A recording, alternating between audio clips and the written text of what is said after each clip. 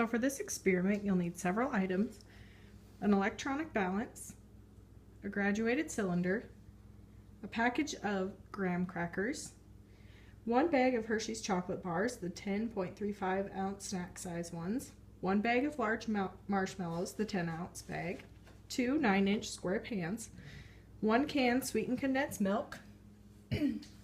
You'll also need whole milk, 14 ounces, 4 cups semi-sweet chocolate chips, and 1 cup of milk chocolate chips, 4 tablespoons butter, 2 teaspoons vanilla, and then 1 packet of the dark Kool-Aid and also a lighter colored Kool-Aid. You'll also need 10 plastic cups.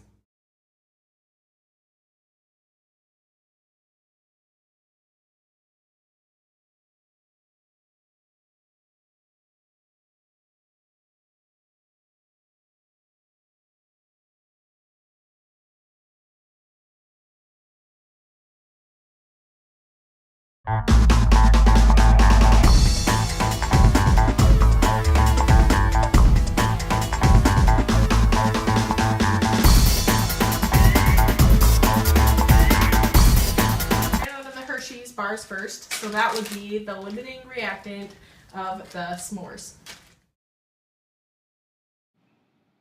On the top of the screen you can see the balanced equation for the s'mores.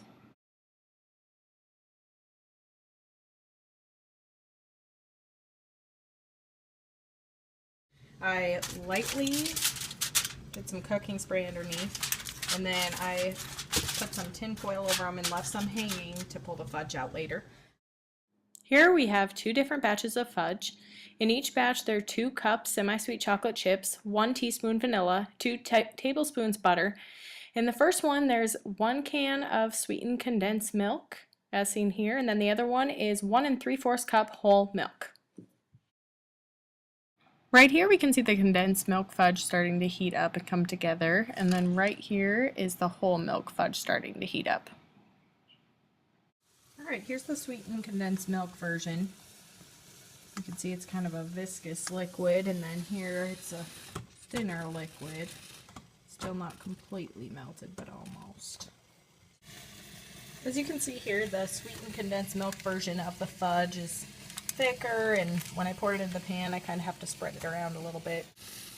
The whole milk fudge took a little bit longer to do, get these chocolate chips melted in.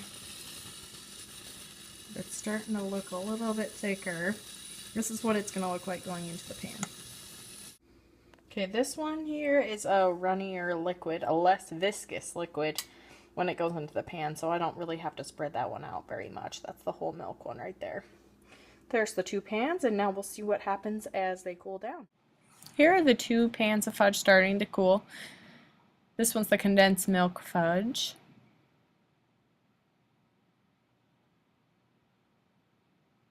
And this one is the whole milk fudge.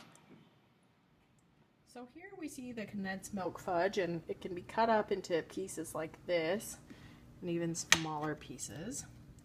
And when you eat this fudge, it's a little bit grainy, not too much, and it kind of melts in your mouth.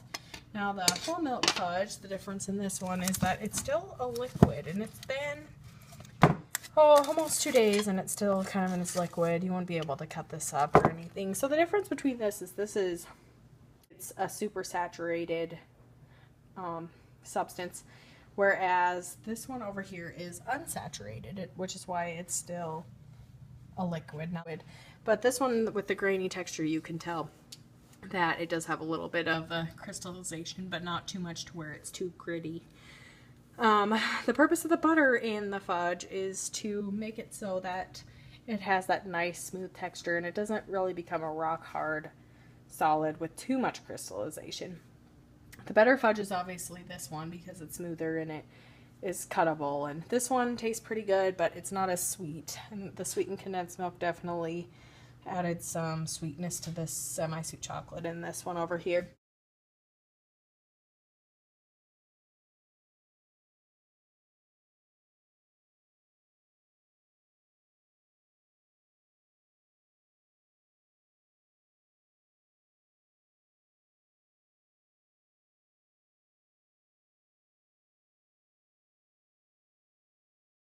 portion of the experiment, we're going to look at dilutions. I have 4 cups here labeled 1, 2, 3, and 4. They're clear plastic so I can look at the color. And in the first one, I've poured the Kool-Aid Twists Kool-Aid sugar mix. And right there in my graduated cylinder, I have 50 mils of water. I'm going to take this water and add it to cup 1 here. See that I totally stirred up this Kool-Aid solution, which has 4.8 grams in it, and poured it back in. And with the 15 mils of water and the 4.8 grams of Kool-Aid, we have approximately, it looks like 52.5 mils in there. So now I'm going to take 5 mils of that, and I'm going to pour that into cup 2, and I'm going to take the rest of it and pour it back into cup 1. All right, now I have 45 mils of water here, and I'm going to add this into cup 2. And I'm going to stir that up. And as we can see already, cup 1's definitely darker because it has a higher concentration of the Kool-Aid. Now I took 5 mils from cup 2 and I put it in cup 3.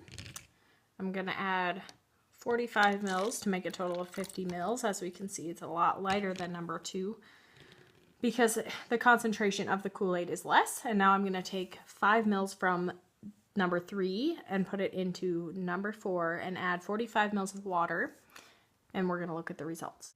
As we can see here in all of the cups, the color gradually gets lighter as we diluted the Kool-Aid more and more. Here, I'm going to set my darker cups of Kool-Aid aside, and we're going to go and try the same thing with one of the lighter Kool-Aid. So this is the pineapple, and it has 3.96 grams in it.